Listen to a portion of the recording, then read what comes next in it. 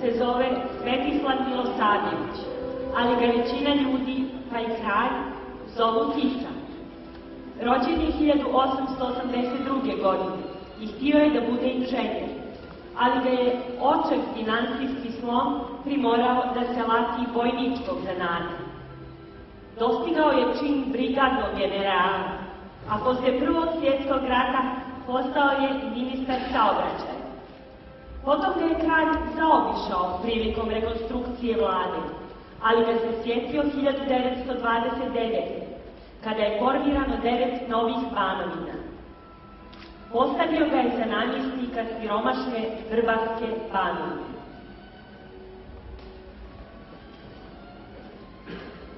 Budući ban je u Banja Luku došao 8. novembra vozom bez ikakve ponude. Odmah je prošetao gradom i mjerkao šta bi se moglo i moralo uraditi.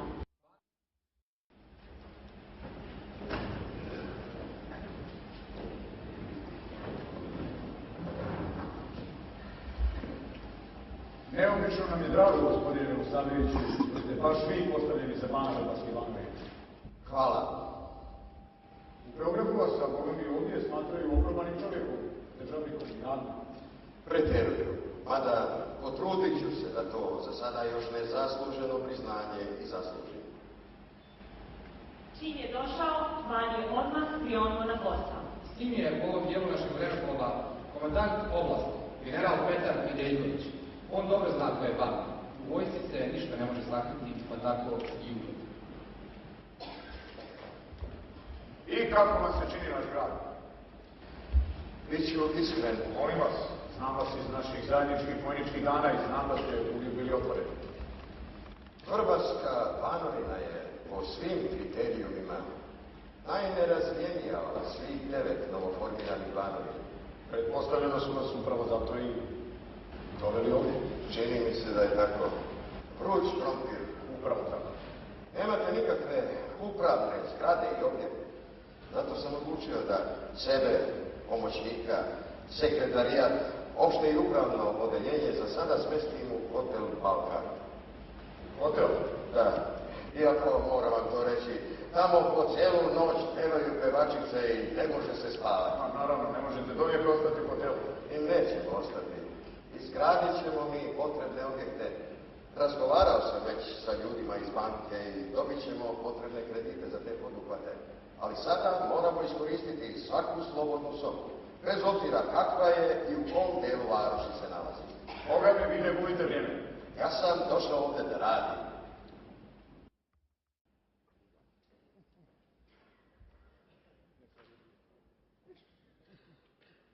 Nevjerovatno je kako se sve promijenilo od kad ste vi tu. Hvala, ali ima još mnogo toga da se uradi. Zaista, u pravu je doktor Vaso Dušac, inače direktor Banja Lučke realne gimnazije, prvi čovjek prosvetnog odjeljenja vanjske uprave i što je za ovaj razgovor najvažnije, osnivač društva Zmijan. Svašta se izgradilo za jako kratko vrijeme. Da, preko 160 osnovnih škola, Banska palata, Banski dvor, higijenski zavod, 7 stambenih zgrada za činovnike. Učiteljska i poljoprivredna škola, istočno krilo gimnazije, pozorište. Evo, obnovilo se pozorište. Radi se nova zgrada. Pustite to. Pozorište je za one koji imaju vremena za njega. Mi moramo napraviti situaciju gdje će ljudi imati vremena za lepe stvari. Toliki škola. Preko 160.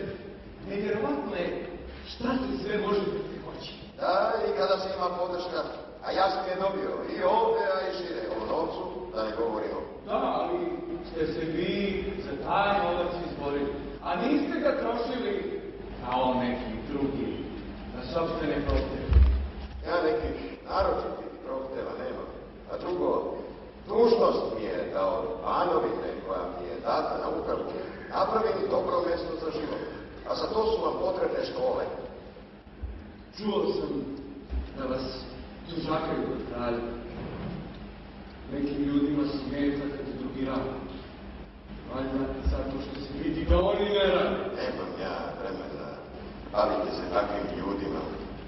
Ide nam je vreme oduzima ići stalno u Beograd i vratati se kralju. Nego, recite mi šta vam treba. Kako to mislim? Čim me toliko hvalite, sigurno vam nešto treba. Mislio sam, eto, gradi se park. Da? Pa, bilo bi zgodno postaviti neki spomenik. A jeste li imali nekoga posebno na umu? Mislio sam, nema veće u našim krajevima od Petra Kočića. Pretpostavio sam. Vi ste mu i sina krstili. Ja Gordijević. Upravo ste. Dosta smo podizali spomenike ratnicima. Kulturi treba spomenik. Za to hvale vrijedno postignuće Gavra je Banu bio vječno zahvalan. On je sada tu kao Banov najbliži prijatelj. Stala je gradnja Sokolskog doma. Nema novca. Pa zar nismo za tu namenu, koliko se dobro sjećam, izdvojili 300.000 dinara, koji se imaju isplatiti u naredne 3 godine? I izgleda da mi to nije bilo dovoljno. Sokolski dom je važan. Iako vas zbog toga kleveću kod kralja, tobože Sokoli su ateisti. To nije tačno. Kažu da je to barbarski pokret koji se nadmeće u grubostima. Taman posla. Sokolstvo je uvijek bilo nešto mnogo više od pukog nadmetanja u gruboj snazi. Ideja sokolstva ima svoj koren u duhu slovenske rase. Ali ne sviđa se baš ta slovenska rasa svima. Čini se da je vama taj pokret prilično drag. Jeste, znate i sami da sam u mladosti bio gimnastičar. Znam. I kao vojnik, a i sada. Vatreni sam zagovornik zdravog života. Njima u stvari smeta što Sokolski pokret svesrdno pomaže tjelesnom i duhovnom razvoju mladih i što propovjeda toleranciju u vjerama. Da. Kažu da je to opet nametanje srpske većine. Pod okriljem tobožnje jednakosti asimilovat ćemo ih. Kao da je to nama uopšte namera. Sad je kasno, novca nema. Dobro, evo, ja ću izdvojiti, priložiti, evo, 1000 dinara, a reći ću činovnicima banske uprave da prilože koliko mogu. Ali to nije dobro.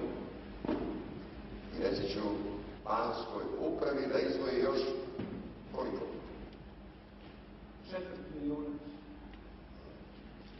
Da, dobit ćete toliko.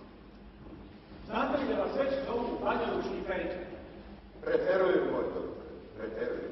Ja samo vršim dužnost na koju sam Božjom milošću i kraljevom voljom postavio. A došlo je vrijeme da ispratimo i Banju.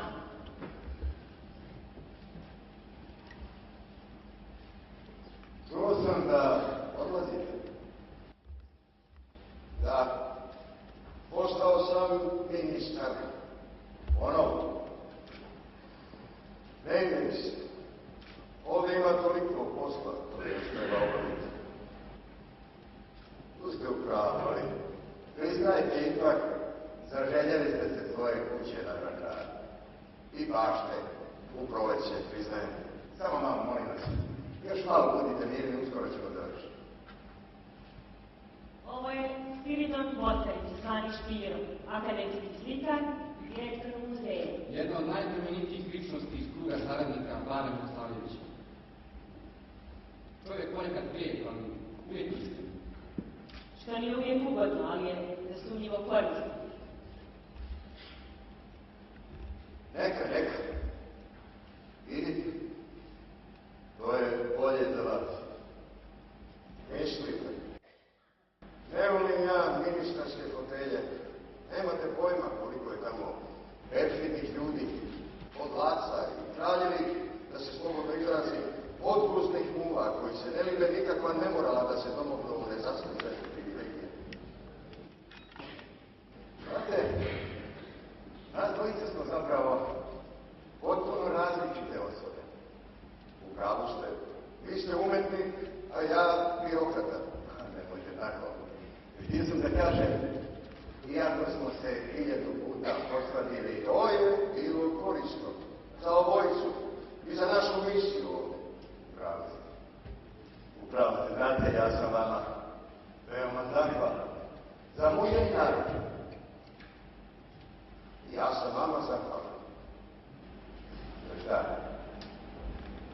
energiju, za iskrenost, iako sve za prijateljstvo. Ostavite se bez reči. Znate, ja ne volim da budem patetičan, ali rizorne. Da vam na pamet ne padne da skupite narod da me prati na stanicu. Ja što zaslužim, čuli ste me.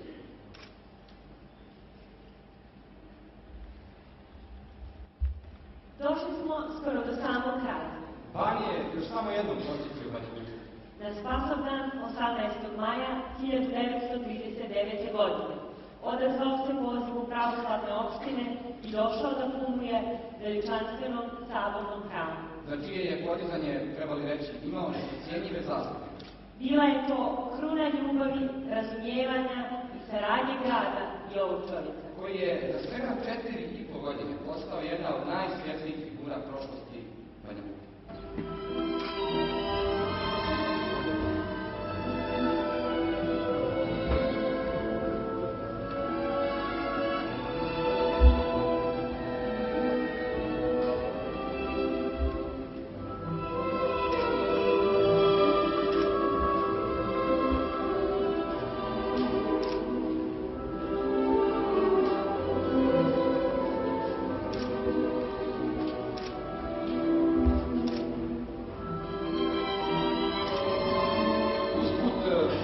Nije održao obećanje. Kako je i mogao, a narod je čuo da van odlazi. Pa se okupio sam.